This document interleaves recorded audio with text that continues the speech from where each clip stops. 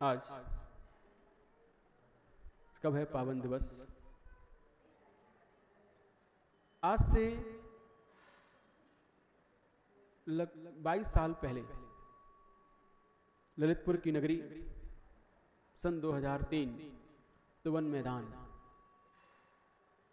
इसी 8 जून को तमतमाती हुई गर्मी में पूज्य मम दीक्षा गुरु आचार्य श्री विनम्र सागर जी गुरुदेव की मुनि दीक्षा हुई थी। आज के दिन उन्होंने वह निर्वाण भगवती दीक्षा को प्राप्त किया था।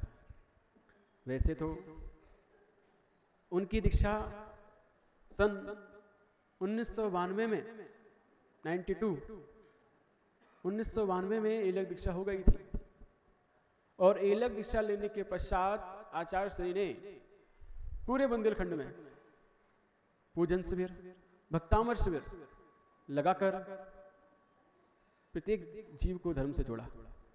क्योंकि हम देख रहे हैं वर्तमान में मंदिर बहुत बन रहे हैं, लेकिन मंदिरों में पुजारियों की कमी बहुत अधिक है। भगवान तो बहुत बन गए, लेकिन भक्त बहुत कम दिखाई दे रहे हैं। आज ही बात बता रहे थे, हम जंगल से लौट के आ रहे थे तो नीलबढ़ में वहां घर 20 हैं, लेकिन अभिषेक करने मात्र 2 लोग आते हैं, पूजा तो कोई करता ही नहीं है पुरुषों में। ये स्थिति है। तो मंदिर तो बहुत बन रहे हैं, भगवान तो बहुत विराजमान हो रहे हैं, लेकिन भक्त दिखाई नहीं दे रहे हैं। तब उस समय एलक विनम्र सागर जी ने एक अभियान चलाया। उस अभियान में उन्होंने कहा कि मेरा कोई दूसरा प्रोजेक्ट नहीं है। दुनिया के प्रोजेक्ट होंगे मंदिर बनाने के, धर्मशाला बनाने के, संत भवन बनाने के, लेकिन मेरा कोई प्रोजेक्ट नहीं है। मेरा सिर्फ एक प्रोजेक्ट है कि घर घर से भक्तामर की आवाज आनी चाहिए और हर मंदिर में पुजारियों की लाइन लगी होनी चाहिए। ये उन्होंने अपना एक प्रोजेक्ट बनाया। तब उन्होंने हर साल जहां जहां चतुर्मास होता है वहां वहां भक्तामर शिविर लगाते हैं और उस भक्तामर शिविर में छोटे छोटे बच्चों से लेकर 80-80 साल तक के वृद्धों को भक्तामर कंठस्थ याद कराते हैं। तो हर घर घर से भक्तामर की आवाज आनी चाहिए, तो वो आती है। जब जहां जहां चतुर्मास होता है वहां वहां हर बच्चे की जुबान पर भक्तामर होता है और मंदिरों में पुजारियों की लाइन लगी होनी चाहिए। तो जब वह पूजन शिविर लगाते हैं तो पूजन शिविर लगाने के पश्चात हर मंदिर में पुजारियों की इतनी लाइन होती है कि नंबर लगाना पड़ता है अभिषेक करने के लिए। ये पूजन शिविर और भक्तामर शिविर की देन आचार्य श्री की रही। समस्त जहां जहां भी वो नगर में गए, उन समस्त नगरों में ये उपलब्धि वहां प्राप्त हुई है।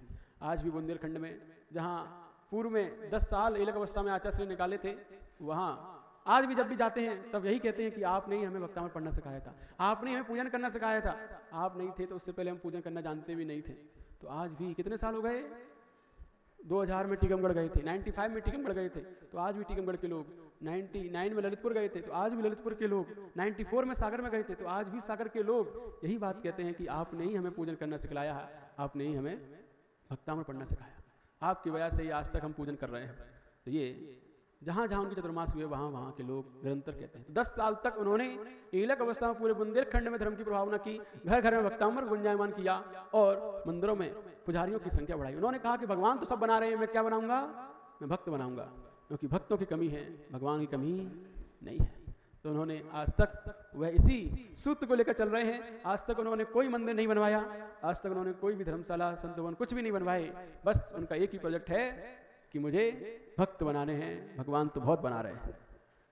तो ये वो निरंतर हम सबको सही राह पर ले जा रहे हैं। तो ऐसे पूज्य गुरुदेव का आज 23वां मुनि दीक्षा दिवस है और 23वें मुनि दीक्षा दिवस पर हम यही भावना भाते हैं, ये भगवान जिस प्रकार से आपने स्वकल्याण के लिए इस निर्घंत अवस्था को धारण किया है, इस परम निर्वाण दायिनी भगवती जैनेश्वरी दीक्षा को प्राप्त किया है, हम भी आपके जैसे अपने जीवन में वह निर्वाण दायिनी परम कल्याणी भगवती जैनेश्वरी दीक्षा को धारण कर पाए, रत्नत्र को प्राप्त हो पाए।